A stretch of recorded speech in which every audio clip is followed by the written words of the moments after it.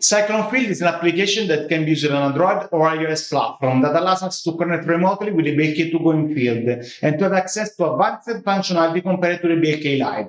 Once the application is started, we can select the menu at the top right side and create a new connection, selecting BLK2GO as a model, then entering serial number and password, or scanning the QR code. Once paired, all we have to do is to create a new job and start a new scan.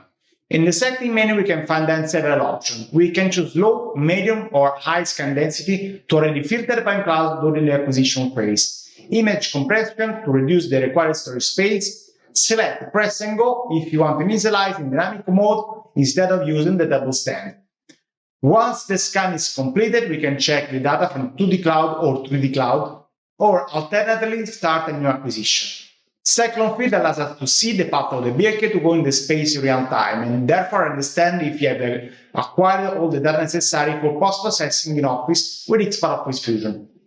Cyclone Field allows us to directly register scans in field and use practical cleaning or tagging functionality to improve work already in field, or in case, directly sharing a single point cloud or the entire project. All scans are recorded within the same project, which will be easily recognizable when imported into XPath Office Fusion software, from which you can also post-process the scan trajectory.